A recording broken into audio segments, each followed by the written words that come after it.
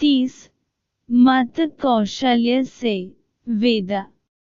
मत कौशल्य से वेदा।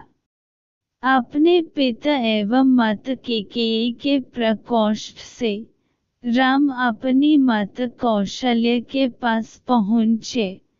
अनुज लक्ष्मण वाहन पर पहले से ही उपस्थित थे।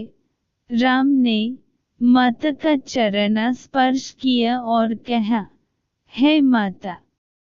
मत केकेयी के द्वारा 2 वर मांगने पर पिताजी ने भाई भरत को अयोध्या का राज्य और मुझे 14 वर्ष का वनवास दिया है। अतः मैं वन के लिए प्रस्थान कर रहा हूँ। विदा होने के पूर्व आप मुझे आशीर्वाद दीजिए।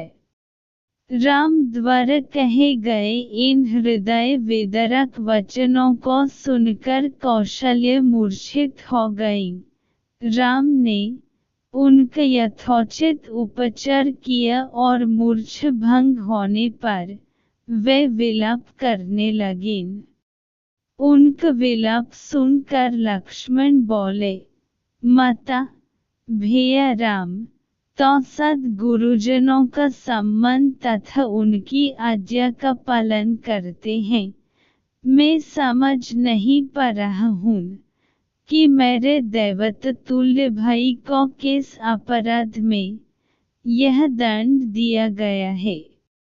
ऐसा प्रतीत होता है कि वृद्धावस्था ने पिताजी की बुद्धि को भ्रष्ट कर दिया है। उचित यही है कि बड़े भैया उनकी इस अनुचित आज्ञा का पालन न करें और निष्कंटक राज्य करें। भैया राम के विरुद्ध सिर उठने वालों को मैं तत्काल कुचल दूंगा। राम का अपराध क्या है? उनकी नम्रता और सहनशीलता। मैं प्रतिज्ञा करता हूँ कि यदि राम के राजा बनने में भरत या उनके पक्षपाती कंटक बनेंगे तो मैं उन्हें उसी क्षण यमलोक भेज दूंगा।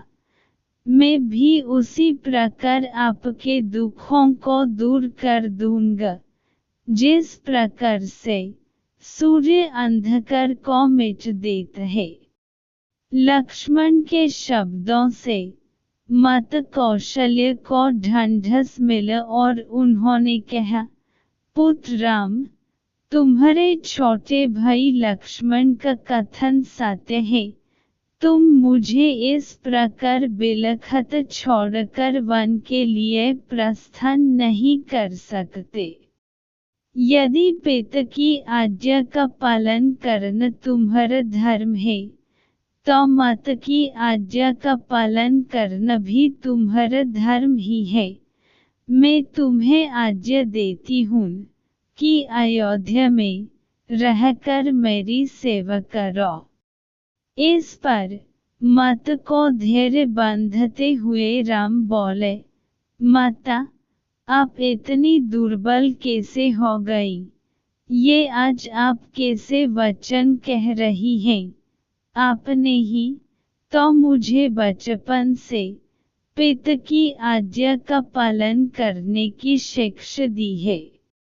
अब क्या मेरी सुख सुविधा के लिए अपनी ही दी हुई शिक्षा को झुठलाएंगी? एक पत्नी के नाते भी आपका कर्तव्य है कि आप अपने पति की इच्छा पूर्ति में बाधक न बने। आप तो जानती ही हैं कि चाहे सूर्य, चंद्र और पृथ्वी अपने अटल नियमों से टल जाएं, पर राम के लिए पिता की आज्ञा का उल्लंघन करना कदापि संभव नहीं है।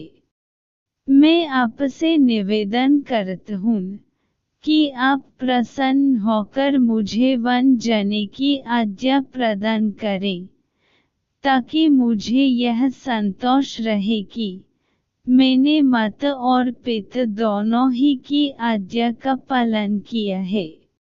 फिर वे लक्ष्मण से संबोधित हुए और कहा, लक्ष्मण, तुम्हारे साहस, पराक्रम, शौर्य और वीरता पर मुझे गर्व है। मैं जानता हूँ कि तुम मुझसे अत्यंत स्नेह करते हो, किंतु हे सौमित्र, धर्म का स्थान सबसे ऊपर है।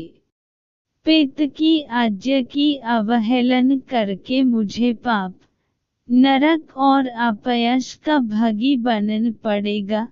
इसलिए हे भाई, तुम क्रोध और क्षोभ का परित्याग करो और मेरे वनगमन में बाधक मत बनो।